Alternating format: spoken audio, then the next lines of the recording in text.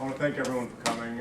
This is a really terrific panel on a critical set of issues right now in Virginia when too much bandwidth is being consumed with things like transvaginal examinations and whether we should lift our handgun limits. I mean, this has been the vast majority of the print and output about what our government is doing in Richmond. We are kind of fiddling well.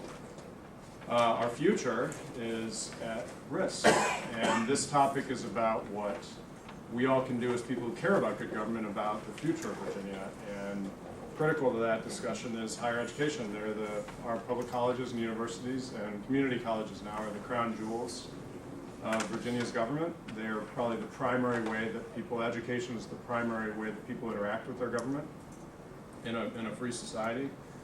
As an alumnus of the Warner administration, I remember with great pride what good work centrists and Democrats did to get government on track to really delivering in a metric-based way results through K through 12 and through higher education in our system. And it goes back to our great founding fathers, and Jefferson and Madison believed that this was the critical way that you invested in your citizenry to keep your republic not just strong, but the bright light for the whole world. And we've seen that in Virginia, and it is, I think, key to where Democrats are going to go and progressives to show that we have frameworks and visions and principles for where we want to take our public secondary system into the next generation and continue to make Virginia a leading light for the world. So to discuss that, I'm very honored to have three great leaders in Virginia from both the public and the private sector. I want to say Dr. Kendra Hamilton is former mayor of Charlottesville, could not be with us today for health reasons, for asthma reasons actually, which is after this terrible thing recently with Anthony Shadid, the reporter from the New York Times. So Kendra had an asthma problem. But anyway, she was very apologetic about not being here, and she is a great leader in her own right. We have Senator John Edwards, who is actually one of the reasons I wanted to start the New Dominion Project goes back to a conversation I was reminding him about it, I think almost a decade ago, where in Charlottesville he had started a political action committee, and he believed that ideas are what we should invest in the most, that ideas really do make a difference in our future. And as unsexy or as nerdy or as wonky as pure discussion of ideas can be, you gain a great return, like some kind of unsexy investment on your time spent on the ideas themselves, and that's what this project is all about. And so I've admired him for a long time. He currently sits on the Senate Commerce and Labor, Courts of Justice, and P&E committees. He was the chief sponsor and patron of the Roanoke Higher Education Center, which enhanced opportunities for college graduate and workforce training programs in Southwest Virginia, which has had, according to one study, a $32 million annual impact in the region. Served in the Senate for 16 years, was on the Education Committee, which is I think it's a shame that he's not no longer, and he holds degrees from Princeton University and UVA Law School, and is former U.S. Attorney. Senator Barbara Favola just took office this last session and brings with 14 years of experience on the Arlington County Board, having chaired that body 3 times in her tenure. And she's a noted school and child advocate coming into the Senate. Supported the creation of teen lounges, fought for a permanent home for the Head Start program in Arlington County, while also expanding mental health services in the public schools. And she introduced legislation this term, in her first term, that would expand educational grants for students who begin higher education at community colleges and then transfer to 4-year schools, especially in STEM, which is a great thing to talk about. She serves on the Local Government Committee, Rehabilitation and Social Services Committee, and the Transportation Committee, and has also played a key role in VACO, so understands the sweep of government in Virginia. And Dak Hardwick is Manager of International Government Relations for the Harris Corporation. He is an expert on national security, homeland security, and congressional and public affairs, and a former Presidential Management Fellow. Those of you who know about that program. Oh, really? Excellent. I'm sure way before you, though. I'm older. I'm not so sure. And he serves on the Alumni Board of Directors of the School of Public and Environmental Affairs at Indiana University, and also is a graduate of the Sorensen Institute for Political Leadership, and is the chair of the Alexandria Democratic Committee in his spare off hours, and can talk in detail about the private sector's perspective on all this. And we will talk about the paper which we've prepared here with the help of a lot of terrific people. I just want to thank Valerie LaRue for help with writing research, Mike Goopser for help with writing and editing, and Neil Modi, our intern, who's a fourth year at UVA, with his help on researching and editing. Very quickly, the 5 core principles, this is working from first premises, working from principles to policy, are that we need to reinvest and rethink the core curricula that sweep across all of our institutions of post-secondary learning that gear us toward the future. And some of this is extremely sexy and cutting edge, like STEM, and some of it is going back to basics like liberal arts. And what do liberal arts do? They equip us with the creativity and systematic thinking skills and analytic skills that can equip people to then go ahead and start a great company or be a great public servant. Civic education has been ill attended to, and entrepreneurship education is one of the great ways that we can equip people to be self-reliant across all spectrums of their life, whether in nonprofit management or in business. Number 2, increase central skills. There's a lot of literature out there in the think tanks about something called middle skills, which is a more overarching way to think about what has been called vocational education. A lot of our jobs are going to be created in Virginia in cutting edge things like biotech and IT and so on, but a lot of them are going to be created in real central economy, vocational industries like infrastructure, healthcare, public safety, and we need all of our institutions to have curricula that work with those industries to arm up our graduates to be very gainfully employed and very happy in those middle or central skill jobs. The third one is innovate education itself. Online education is a great resource. It has a lot of pros and cons, and Virginia should be leading in how to make it as effective and should be working with industry. The fourth one is strengthen public education.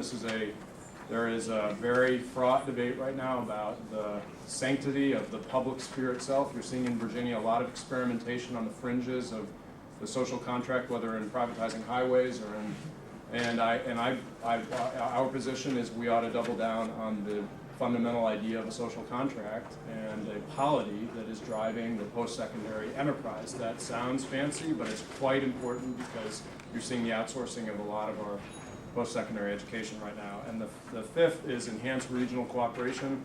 This Commonwealth is in danger of pulling apart as the regional trends and the demographic ones start to tear us. We can speak quite capably of this right now with people from Northern Virginia and people from Southwest. We need to enhance and strengthen regional cooperation, and there are a couple of offputs of that, including Southside University finally, and greater research-driven partnerships between all of our public universities. I just wanted to give a brief overview of that, and then I want to turn this over to our distinguished panelists. So maybe we can just start to my right. And thank you again all for coming. Senator You want to Bullock? start with Yes. me? Okay. Thank you, Mike, and thank you for pulling this together. I can't think of a topic that's more worthy than public education at all levels. I looked at your white paper, and I think it was very well done, by the way. And let me just speak to each of your 5 principles, if that's okay, and I'll try to speak briefly. Core curricula, STEM, the value of enabling our young people to think analytically is how I'm interpreting that. You know, STEM traditionally stands for the science, technology, engineering, and mathematics. What I think is of enormous value is that our school system needs to focus more on helping students think through problems as opposed to passing SOL tests. It is important to have a base of knowledge. It's important to have some facts. But what is more important is being able to, I think, question those facts, being able to understand what those facts might mean, and being able to connect the dots. And actually, this starts as early as pre-K. We have found that the federal government, especially the National Science Foundation and other agencies, are making dollars available to preschools to create age-appropriate STEM curricula in preschools. And what they're doing is going back to like little case studies for these preschoolers. Now, I mean, the case study is not as complicated as it would be if you were, going to Harvard Business School, but they're little problems or little everyday situations that the preschoolers are asked to analyze and come up with questions, come up with potential answers, and think about you know, a very logical thought stream. And I think that is something that needs to be encouraged. But to that point as well, I really believe we should have universal preschool. I think every child should be given the opportunity. It is true that many children come from, you know, families that are well off and can provide a top-notch preschool education, but we need to ensure everybody gets a top-notch preschool education. And studies show that children who have good preschool are much more likely to succeed in K through 3. Their reading levels will be at least at grade level or higher. And if you have that kind of success early on, you're far more likely to graduate from high school. So it is an incredibly worthwhile investment. And I will just say, I have a statistic here, and the statistic says for every dollar spent in quality early childhood education, it saves $13 in future costs.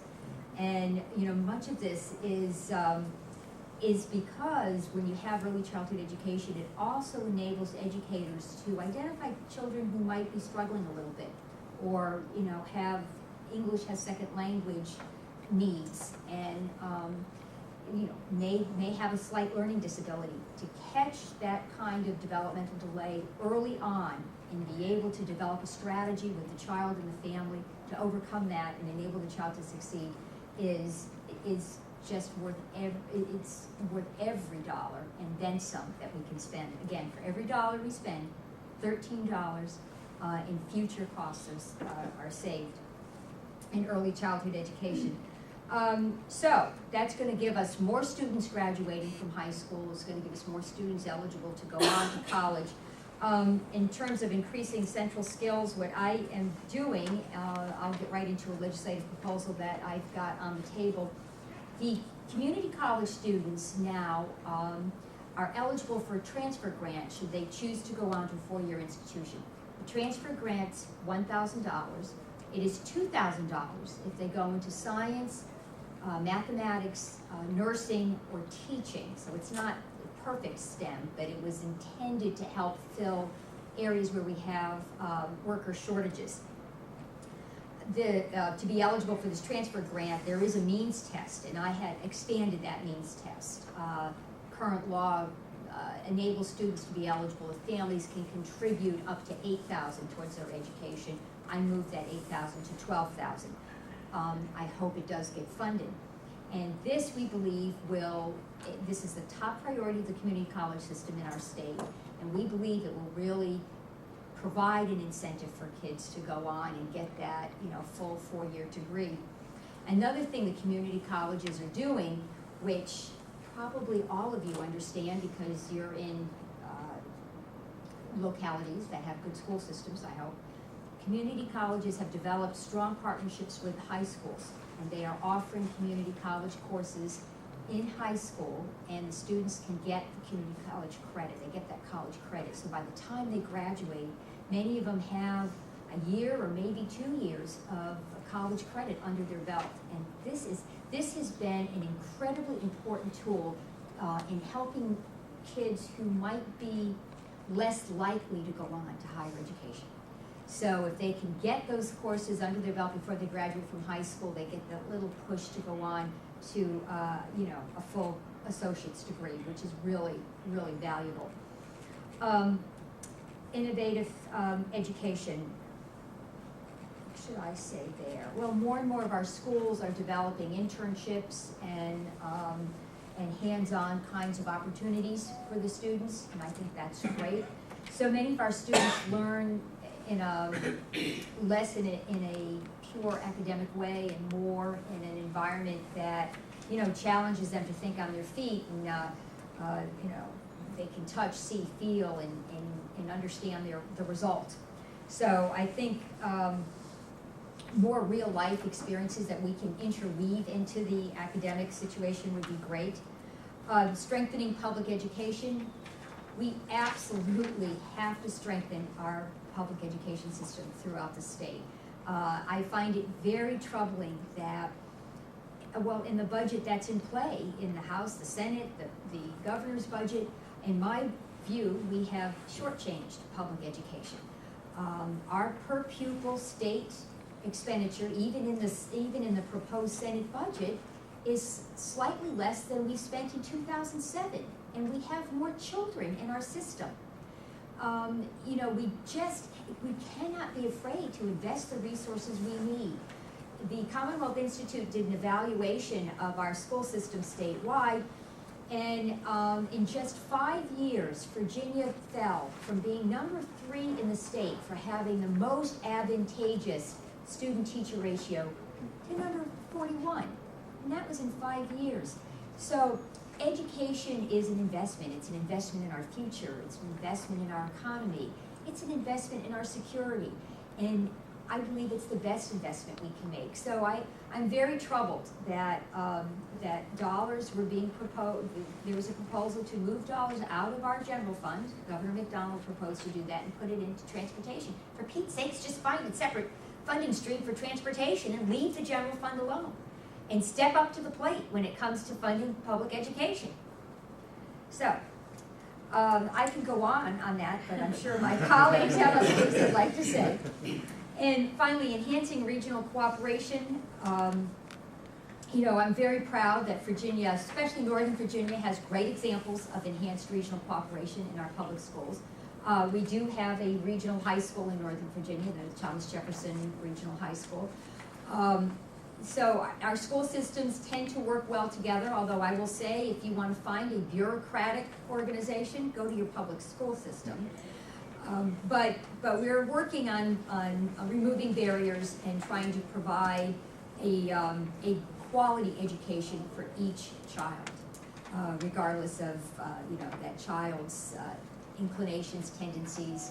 You know, if somebody needs a technical education, if somebody is gifted and talented, our school systems are really, at least in Northern Virginia, have embraced the belief that every child is entitled to the best education possible. So with that, I will conclude my comments. Okay, thank you. Well, I associate my views with those of my colleague, the senator from Arlington, Barbara Bola. I agree with that very much.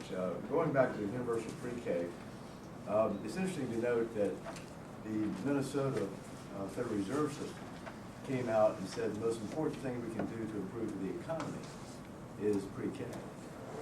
The Federal Reserve System recognized the importance of pre-K in improving the economy. That's significant. They were connecting the dots. They were seeing the big picture. All the studies show that students who have pre-K do better than those that don't have pre-kindergarten, 4-year-old education. And back in 2005, I put in, I guess, the first bill would go forward toward universal pre-K. We've made minimal progress, despite the heroic efforts of Governor King. He ran on pre-K. He tried his best to go forward with the pre-K initiative. We got some progress done, but not anywhere near enough because some opposition, political opposition, but also because of the economy. We do need to make sure that more of our children at the 4-year-old level, at the option of the parents, can have pre-K education. I know my children did in a Presbyterian. We didn't have any pre-K in Roanoke in terms of the public schools, but there were some private schools that provided education for children at the kindergarten and pre-K level. So I'm glad my children did that. I think it helped them. Looking at the rest of the big picture, if you can start at pre-K, and children doing better as they go through the public school system, wherever they go, through the K through 12 system. The most important thing I think we can do is make sure we fully fund our public schools. We're not doing that. Teachers, as Barbara mentioned, are not getting paid anywhere near, and we've the last 6 years we've dropped down dramatically in terms of our support for public education. And despite the fact that Virginia has been ranked #1 among the best place, among Education Weekly, the best place to raise a family, to raise a child, the best place to do business, and best managed state in the country, and yet we've dropped back in terms of supporting our public schools, so we need to do that. But if you look at the other big picture, how can we improve our economy? A Nobel Prize winning economist wrote this past fall the most important thing we can do to improve our economy, support your universities. Sustain and support your universities. Number two is basic research. Make sure that we're investing in basic research. You know why? That's because to improve the economy, you need to innovate. You talk to any economist, any historian, who'll tell you that the economy improves, people's lives get better in terms of economic welfare, improvement of their economic welfare as a result of innovations. Where do innovations come from? They come from our universities, by and large, higher education. The corporate research at Virginia Tech, for example, has been very successful. Our universities that are providing research and doing research in basic science and technology and basic areas of learning about how to make things better. This is what makes America what it is. What are we known for throughout the world? We're the inventors. We're the innovators. We invented the first computers. The list goes on and on. The microchip, 1968. Probably the most important innovation in the last 50 years, the microchip. Yeah, Al Gore invented the internet. Well, he did introduce the legislation. He did introduce it, yeah. He gets I think it was DARPA that actually did it. But it's the innovations that come from, Benjamin Franklin, the greatest inventor of the 18th century. He's a great American, one of the greatest Americans of all time. And people forget what a great innovator he was, what a great inventor he was. Einstein, the list goes on and on. You know, Steve Jobs and Bill Gates. These guys were thinking outside the box. They were connecting the dots. America is the greatest nation in the world economically because we're the great innovators. And we're not, unfortunately, promoting our higher education institutions in terms of funding the way we should. We have the best higher education system in the world. Everybody knows that. Virginia, I would argue, has the best overall system of higher education in the country. Our public and private universities.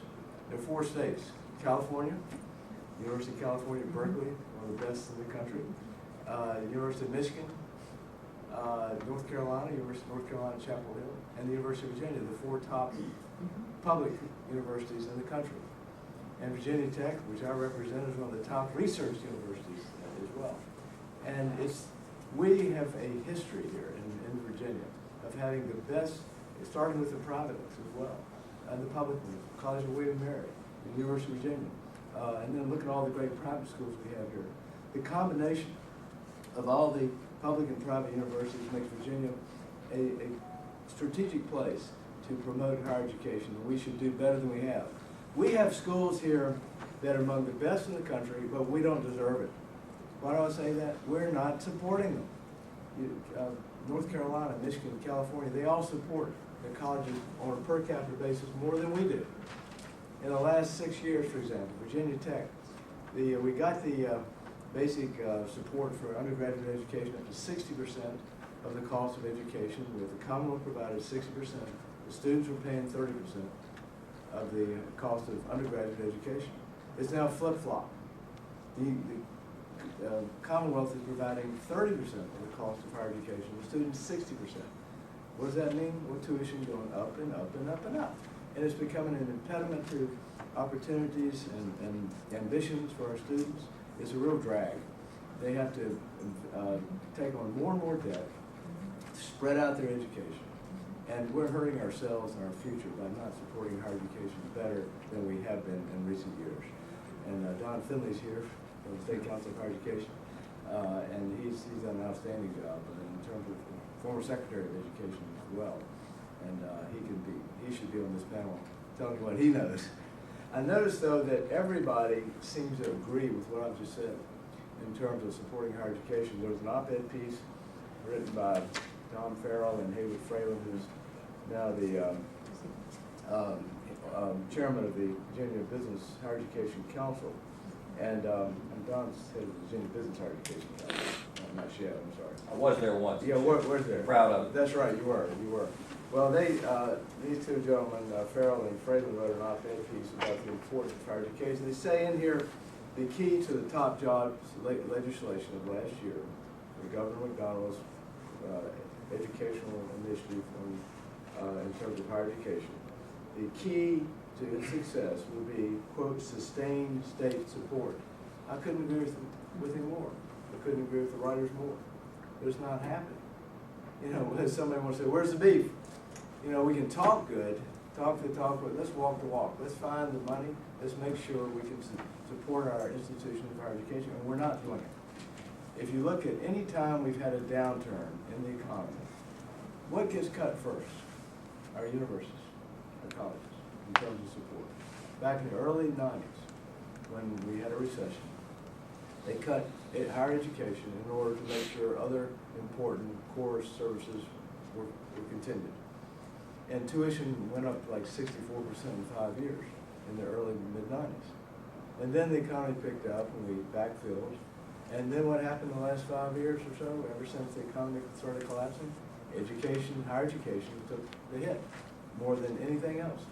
And as a result of that, tuition's doubled in the last something like 5 years.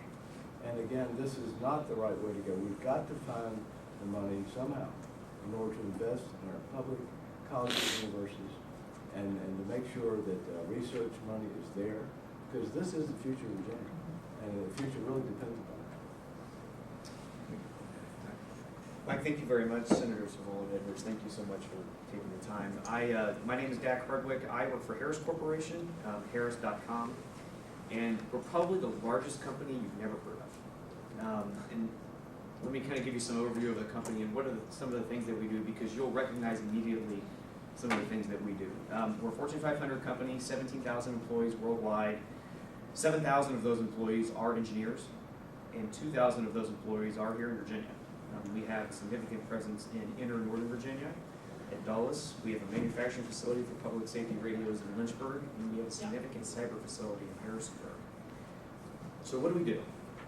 Every time you board an airplane and the pilot communicates with the ground, you're operating on a Harris network, because we control the entire FAA ground-to-air network in this country. We run the largest information technology network in the world. You've probably never heard of it. It's called Navy Marine Corps Internet. It provides 300,000 sailors and Marines internet access, and they access on their in all the bases around the world. We provide secure, mobile, networked battlefield communications. The United States Marine Corps takes a Harris radio with them everywhere in the world they go. We also provide, on the next generation weather satellite, all of the data links that the satellite is getting about the information that's picking up from the sensors, all the links bringing it back down to the ground. Harris is controlling that network. So everywhere you step, in general, when you're traveling or when you're trying to get information, there's a Harris network supporting your need. And the last thing I would note, just on a fun basis, is on a broadcast level, Harris engineers developed two things that we take for granted when we watch television. They developed the first down line. So whenever you see something on television, the first down line that's projected, Harris engineers developed the technology for that to be shown on television. And for all of us news junkies, they invented the ticker that goes across your news program at the bottom. And what that is those are actually, when you watch TV, you're actually watching two different images. You're watching the image that's being filmed, and then you're watching something called metadata being laid over that image. And that's what the first down line is, and that's what the ticker is. So that's some of the technology that Harris is bringing to market on a daily basis. It is a challenging marketplace. Not only do we have competitors here in the United States, but we have significant competition overseas. As Mike knows, we are bound by something called the Foreign Corrupt Practices Act, which means we cannot do anything that is essentially illegal overseas, unlike a lot of our competitors. I can't build palaces for presidents. I can't build new infrastructure projects and just give them to them like the Chinese can. But what I can do is I can help them develop their own base in those countries to develop their folks in an education system. So that we do a lot of that. Our company is constantly innovating, because if we don't stay ahead of the marketplace, it is a cutthroat business. We will be put out of business very quickly. So why do I say all of that? And the reason I say all of that is because we focus exclusively from a company perspective on STEM education, because we see it as educating the future workers at Harris. It is a global focus for us, because not only do we hire people here in Virginia, we also have significant presence in New York and Florida, but we also have a significant presence overseas, and we need all these engineers to run all of these secure networks. You know, it's so funny when I have an iPhone, and so we all complain about when our iPhone, when the network goes down or the network's jammed, and we all complain about it. Well, imagine if you were saying that if you were an airline pilot, all the network's down, and you're flying at 600 knots, and you're 30,000 feet in the air, you'd be a little worried.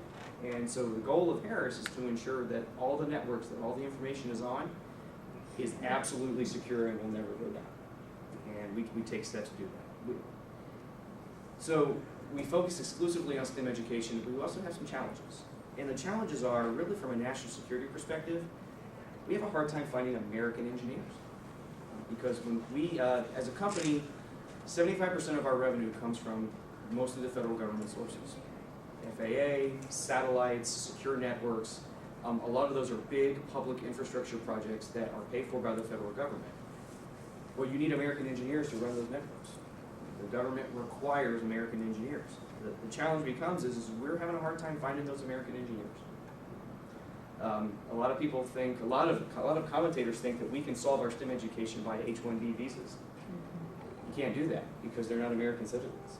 And so we educate them here. And we have these great statistics coming out of higher education institutions that we are educating the next generation of engineers, and that's true. But we're educating the world's engineers. We're not educating American engineers. STEM education is critical. It's also in danger. And the reason I say that is because the largest single investment in STEM education in this nation's history was the American Recovery and Reinvestment Act. That's true. There was a $5 billion investment in STEM education. And unfortunately, those STEM grants are disappearing. And what happens after those STEM grants disappear is the states are going to be asked to pick up the tab for STEM education. Some states are going to be able to pick up the tab and other states are not. And the question becomes for Virginia is Virginia going to pick up that tab? Is it critical for Virginia to pick up that tab? And I'm going to argue that it is. And I'm going to argue for two reasons. Because of the high-tech manufacturing that we have in the Commonwealth, but also the robust information technology companies that we have in Northern Virginia. We have to reinvest that money in STEM education. The higher education piece, I want to talk very quickly about the central skills that you talked about. I just came back from Florida. We have a large manufacturing facility in Florida because we built something called a reflector. And for those of you not familiar with what a reflector is, on the satellite, the giant large dish that you have on your satellites, that's a reflector. Those reflectors are handmade. And everybody that hand makes that reflector has an associate's degree or has some type of specialized degree, but they are not a trained engineer. And the types of skills necessary to make sure, and I can't get into the manufacturing of the reflector because it's a dual-use technology for military as well as civilian capabilities. But it's amazing to see a lot of people with hairnets and with coats on, very meticulously working through that reflector. But those are central skills. They are not engineers, but they are highly skilled, high-tech manufacturers that we train. And I think that's an important point, is that American companies these days, because they are not being able to find the workers to train or find the workers to make their stuff, they are having to train them to do it. A lot of unions do that. Yes, yes. Like welding. Yes, and so the question becomes is, as an American company, American companies exist to try and make money. That's why American companies exist. The question becomes is, if we have to train the workforce, then are we making ourselves competitive overseas? And a lot of times the answer is no, because we have to train the same workforce that we in fact put to work. So I'll kind of quickly summarize this using a military term. We have to call general quarters on STEM education because we need it for the next generation of this country. The 21st century is here. We are deep in the middle of it. We have to get the STEM education started now. And if we don't, then companies like ours, like Harris, are not going to be able to compete with our global competitors. So, thank you. Thank you all so much. And We covered the whole gamut. we sure did. And I would like to go to questions now. And we have some very distinguished people here. And and Don Finley, if you are interested in speaking to begin, if you could say a little bit about your organization. You're not affiliated with anything partisan here, of course, but we'd love Well, Any feedback you have, and if you could share your, just Thank you, Mike. a quick nutshell on your organization, that'd be great. First of all, I want to applaud the agenda and the distinguished panelists. I learned some things that I should have known before probably this morning. But one of the principal reasons I wanted to come by is to thank Senator Edwards for his leadership last year in the Senate when we passed our Top Jobs legislation. That has been the major endeavor of our organization for the last three and a half years now. Our organization is the Virginia Business Higher Education Council, as was said. It is a partnership between college presidents, most of them public, but some private college presidents around the state, and about 75 business leaders, 2 of whom were on that article that Senator Edwards mentioned. So I applaud your agenda. I've learned some things, and let's say I especially want to thank Senator Edwards for his leadership, not just last year, but for a number of years in education in general. So thank you. Let me say, the Virginia Business Higher Education Council that Don Finley now heads has been a leader in promoting higher education funding in Virginia since at least the mid-90s. And I would tell Hazel and others have really promoted the need and educated the public about the need to have more funding from the Commonwealth for higher education. And I applaud these business leaders. They recognize the connection between education and the economy, between higher education and higher incomes, between the need to educate at a higher level and educate in a way that enables people to solve problems and a better life for everyone. So and they recognize the importance of higher education in Virginia as one of the leading states in the country in terms of higher education, and the need to stay at the top of that. So I really have followed very carefully and read about all the good work that the Virginia Business Higher Education Council is doing, and I applaud Don for continuing that. I appreciate his leadership with that group. Thank you. I just. By the way, one of our major emphasis, for those of you not familiar with our agenda, and in the legislation the past year was a greater emphasis on STEM preparation as well as health for that matter. There is a growing business voice on K through 12 education and pre-K. So to the degree that the business community can help the General Assembly make wise investment decisions along the spectrum on public education, that would be helpful too. That's a very good suggestion. It's one we've taken before. In fact, when we put our agenda together, which is almost entirely higher education, we were conscious of the fact and took some constructive criticism that, what are you saying about the pipeline that brings students to higher education?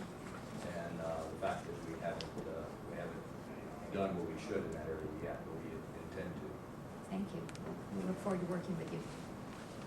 And I should say, we are I forgot to promote this, but we're doing another event like this in Arlington on March 7th. We're releasing a K through 12 reform program, some real Kitty Whatnot, the president of VA, is going to be in it. And we have a couple of the COO of Students First, which is Michelle Rees nonprofit, and then also Andy Rotherham, a former member of the Virginia Board of Education and a Time magazine columnist, who's a very front-leading reformer on K through 12, and then also Abby Raphael is the president of the Arlington School Board. And in that, we talk about the pipeline question that you're talking about, which is at least having in policy a connection between K through 12 and even early ed and higher education, which is kind of such a big idea. It's hard to connect the dots sometime. We at least have to start with the big ideas like that. And okay, so questions. Yeah. Well, You could identify yourself. I'm Rebecca Jaramillo. I'm here representing a PAC talking about voting issues, but I'm here as a private citizen at this event. My family benefited from education. My father was a Hispanic in New Mexico. They had a small ranch, but he got an ROTC scholarship and joined the Air Force. And then I went to junior college in California and ended up graduating from Berkeley. My brother is now a dean at the largest junior college in California. Pretty much our entire family's lives. My mother never even got a high school degree, but so our family is really pretty much the American dream story, and it's because of education. But I do come from a partisan background, and I love hearing business people talk about, how we need to, educate people better, and how we need to do all these things. But as somebody who does a lot of grassroots work, a lot of business people have been MIA in a lot of the election work that I've done. And I would like to see business sort of put their money where their mouth is and help support candidates who are not just into tax cutting, but who also want to help education, help kids who need to get educated, and start looking at their focus a little more long term. So I would like to see more business education partnerships in the electoral a little bit more. When you have situations and you have a choice between somebody who's running for office who wants to cut taxes versus somebody who wants to improve education, I think it would be really great if we could frame, and I'm sure it's probably, I'm a Democrat, I'm sure it's partly the Democratic Party's fault that we're not framing the message well. So I would like us to frame the message better. Education helps the economy, and education is a financial issue. And so we probably need to do better. The engine for the future. And I hope that, but I also hope the business does better, because cutting taxes is not the only way to improve everything. My family went from being lower middle class to joining the upper middle class because of education, and that's something I'm going to work at more as somebody who works in the grassroots. But I also want to say, I'm liberal arts, and STEM is in everything. I have a history degree, and we have value too, so thank you very much. Well, we've taken that criticism, I have to respond to that. It's not the first time we've heard of it. You know, I wouldn't say it. Are you guys, the question is, are you guys, the Virginia Business Higher Education Council, in your agenda focusing too much on STEM and not enough on the liberal arts and other things in comparison? There's The value answer in- is no, we just want a greater degree of emphasis. We're not It's not educating, exclusionary.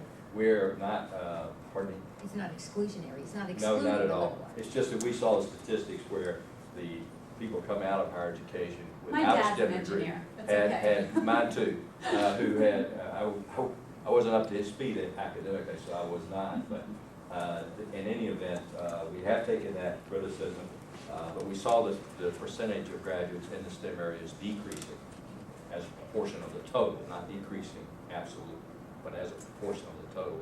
And we thought that was a bad trend in Virginia and in the country. So it's a matter of degree and emphasis, not exclusion of other things. Well, to show you how important, poets and philosophers have value too, but Steve Jobs, we all know, one of the most important courses he ever took, it was a half a semester in college or something, was in graphics and learning, something on the artistic side, which in terms of it made him a better inventor. Designer. Yeah. Designer, yeah. So that is important. My name is Mike Bootser. I'm a history professor at James Madison University from Berkeley. Like Mike, so we got a Berkeley crowd, of Virginians. And I'm actually going to, though I have a comment, I'm going to avoid the humanities versus STEM thing right now and ask a set of other. I'm from a mixed family. Well, I mean, you raised the issue of analytics, which is taught in both humanities That's right. and sciences, STEM subjects. But I want to raise, I guess, first off, let me say that I wholeheartedly agree with all of this. And as all of you were talking about the reduced per pupil funding, I kept nodding my head because I heard this over and over again at JMU. I was on the faculty senate for my department. There was constant talk about how per pupil funding is dropping at JMU and how we're going to have to make it up with tuition because we can't keep our programs running. And now to hear that this comes up at Tech and at other schools is a sad testimony, but sort of bolsters my sense that JMU is not alone. The questions, I guess what I'd like to frame is, I mean, I have a host of questions. I'll just raise, I guess, 3 issues that I think in making education policy for Virginia, it seems important just to get people's thoughts and comments. First, one that we were alluding to, and we keep hearing in studies often that it's important to have funding for education more and earlier.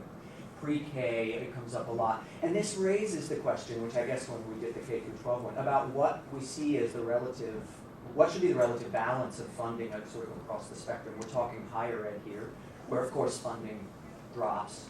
But how do we balance funding for K through 12 versus higher ed in a real world where funding is limited? Like what should be the balance? The second thing that I think about with education, I guess a lot, and when you were talking, when all of you were talking, this really struck me. Over and over again, I think we hear that education is the engine of the future, is a great economic investment. The problem with education is often, however, that the investment we put in now comes out in the future, and that's precisely, the problem is precisely that it's the future. And so often people talk about the need for, and the same with basic research, that we talk about the need for securing our future, but we really invest in what keeps our present going along and therefore cutting things in the future. So again, how do we politically sell an investment in the future while still grappling with present issues? And I guess the final big issue, I hear a lot about U.S. education, and I wonder if this is also in microcosm in Virginia, is the issue of inequality. We keep hearing that internationally the U.S. scores somewhere in sort of middling ranks compared to other developed nations. But when we look closer at the U.S., we see that the top tier of U.S. schools competes with the best anywhere, but the lower tier doesn't, and so we fall in the middle. So how do we, so the issue of sort of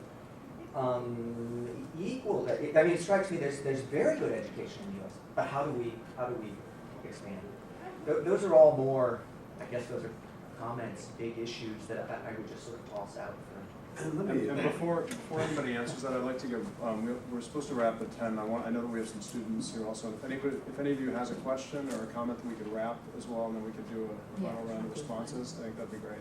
Are there any? Never say it? I mean, I guess one question I have You can about, identify yourself too. my name is Corbin Zemeglia and I'm from Virginia Tech. Right. One question I had, I guess, is sort of in reference to how we're investing in the future and Virginia making the investment. How are we keeping students to beyond graduation? How are we getting them to stay in the state? And like, because we're making that investment and we would like them to stick in the state, but a lot of times that isn't happening. And I've witnessed it with some of my friends and myself actually moving out of state. It may be as close as Charlotte, North Carolina for Virginia Tech, but some people are just leaving the state, and I think that's somewhat counterproductive, but also, how do we bring them back? I also want to recognize Tom Carson as the Kramer. It's a Kramer, I'm sorry. Sorry. This is leaving Arlington early this morning. Who's the head of Virginia 21. Right. Thank you, Mike. I'll just say quickly that Virginia 21, we've represented college students for the past 10 years up here in Richmond, and our biggest focus this year and probably for the next several years will be around college debt. During the debt ceiling debate in Washington, it was striking to us to see how rancorous the discussion was about, the federal government making investments in the future. But when you look at young people, we're essentially asked to take on tens of thousands of dollars, if not six figures worth of dollars of debt to invest in our own future. And when we looked in Virginia, that in the 2009-2010 school year, students borrowed over $657 million to pay for college, and it's $100 million more than the year before, and it's an average of over $20,000. It's a trend that's unsustainable, and like, I'll just go back to Mr. Farrell and Mr. Fraley's op-ed piece that said that sustained investments are what's going to dig us out of that problem. It's what got us into this problem, and we're certainly going to be working for that. So we appreciate all the focus here. Mike, this paper's good. And, look forward to working with you all on that issue. So comments? Well, one thing that touches a little bit on what all of you were saying is a recognition that higher education has changed dramatically in the last 30 years or so, with the recognition that college is not just for the 18 to 22-year-olds only anymore. It is a lifetime endeavor and can be. And you see that when I learned several years ago that there are more students who are University of Virginia students who are not in Charlottesville than who are in Charlottesville, for example. They're taking lifelong learning programs in other places. One example is the Roanoke Higher Education Center. We built it because Roanoke was the largest community that did not have a four-year college or university. There are Roanoke College and Hollins College, small liberal arts schools. And we had a graduate program where universities were coming in, small ones, and we had a community college. But we built the Roanoke Higher Education Center, and Virginia Tech and the University of Virginia are major players. Radford University provides a third and fourth year of college along with others. We have 12 colleges and universities offering mostly third and fourth year of college and graduate programs. We have a lot of graduate programs, PhD programs. We have 3 MBA programs. So people who live in the area, let's say they're 35 and they want to get an MBA that will help them get a higher income. And so they, at night, weekends, they can get their program and get their degree from one of 3 universities. Or take, for example, a teacher who wants to get a master's in education. They can go to a program, a Virginia Tech or UVA type program at the Higher Education Center and get their master's degree, or get a licensure program and get more income. And so what we're finding is that people in midlife really want to go back. Not only to get the degree to make better income, but sometimes they want to go back for fun. You know, learning is fun. And learning, the love of learning is the key, I think, to the future. And you talk about you want to get a degree to get more, a better, higher education, to get higher income, sure. But it's also important to get higher education to learn how to live, to learn about life, to have a quality of life, to have a better quality of life. I recall when I was in law school, I ran into a young lady who was getting a master's in Russian history, Russian culture. I studied Russian culture at college. And I said, why are you doing this? You know, to develop an interest, to enhance my life. So the rest of my life, I'll have something that I know about and can study and read about when I want to, because it enhances life. And I think higher education does enhance life, it improves the quality of life in numerous ways, not just economically. It improves the culture. It improves our understanding of culture. It improves our understanding of values. For example, we're talking about civic education in here. You understand how people who are more highly educated are engaged in the community more often. They have talents that they're developing that they might not have developed otherwise. They're happier people in a sense. So I think higher education has an array of values well above just simply getting a higher income. I'm going to comment on some of the smaller questions and then get to the bigger ones, which I thought were actually very well placed. College debt, I hear you. I have I have a son in college right now. I think the federal government has made a mistake in increasing the interest rate on Perkins loans, and I don't think they've put enough money into Pell Grants. I think the federal government should really step up to the plate and help students across the country access education, higher ed. So I think it's a very important element. And to your point, students are now graduating in 5 years, 6 months rather than 4 years. So students are taking longer to graduate, and we're getting some delays and then entering. And none of this is good. It's not good for the country. It's very problematic for the individual student, and more we're making it extraordinarily difficult for folks to lift themselves up by the bootstraps. As so many people around here want to say, well, you know what? People need bootstraps to lift themselves up with, and part of those bootstraps is actually having dollars available so they can go to college without borrowing a lot of money. And it is your middle income to lower income kids who are most averse to borrowing money, for obvious reasons. So, I think I've made my point. In terms of keeping graduates within the state, about 70% of our college graduates do stay in the state. And the reason is they make connections, they have internships in the state, their faculty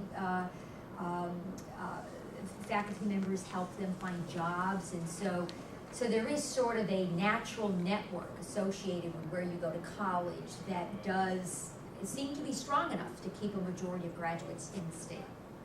But a good question, and all the reasons why you want a robust, higher education system in your state.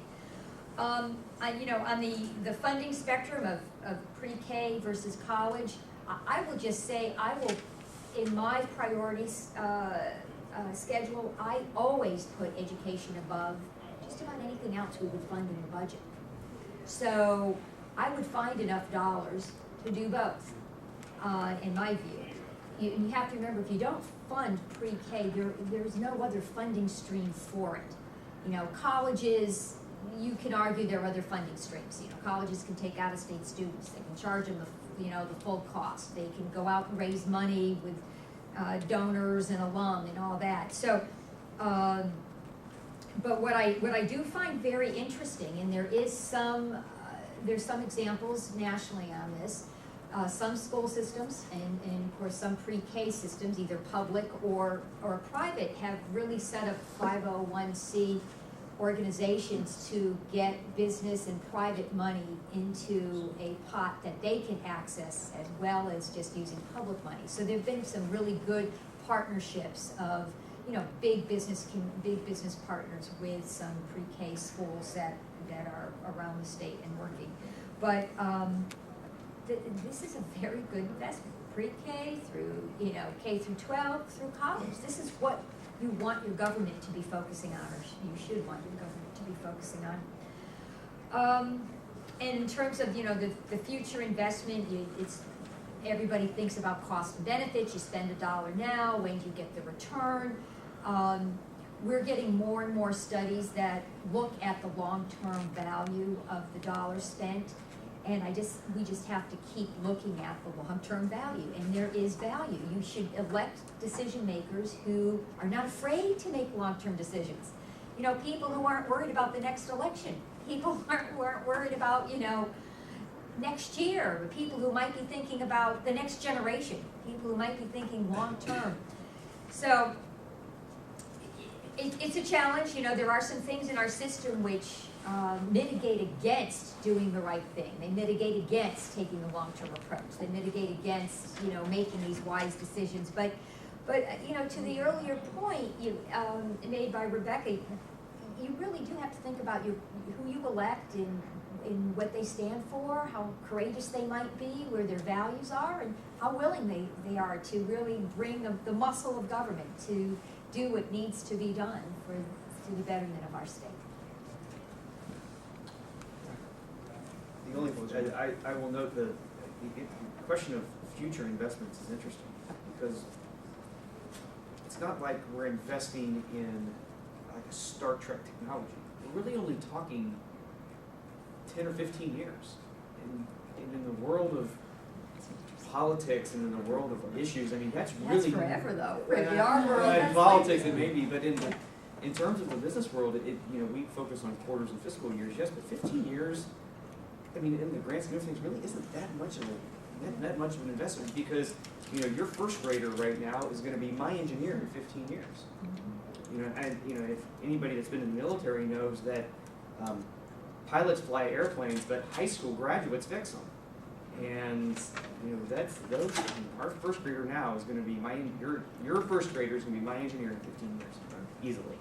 I will say one thing about future education, and this comes from an article from the National Defense Industrial Association, which is focusing on STEM education for the defense industry. It says this: for the defense industry, the statistics are strikingly alarming about future investments. Pivotal data point is how many 8th graders take algebra. Students who have taken 8th grade algebra are more likely to end up with an engineering or math-based college degree. This past year, fewer than 20% of American 8th graders were taking algebra.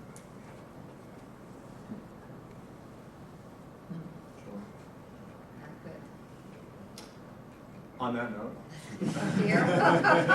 the call to action, I just want to conclude by thanking Senator Cavolo, Senator Edwards, and Dak Hardwick for their tremendous contributions, and you all. I think this is just exactly the kind of conversation we have to have. And I'm just a final metaphor, if you will, which in my business, I work with companies on how do they grow. And every company I know that's successful works backward from what they want to build. And it was kind of what Dak was talking about. And in this debate where so often we're stuck on zero sum and fights between different poles, it's very clear to be clear about what we want to build in Virginia. We know where we are. We have world-class public colleges and universities. They are directly traceable to our founding, to our original heritage. And I think it's completely up in the air what we want to build in 25 years and what kind of Commonwealth. And I think we should be a city on a hill. We should continue to be an extraordinary, exceptional Commonwealth that is proudly above the rest and that views its investment in the Commonwealth and in its beginning institutions as the best in the country. And I don't hear that from the other side. I think that it's terrific to at least just start this investment in these bigger ideas and bigger visions here. So thank you all for taking part in this, and thank you all for coming. Thank you.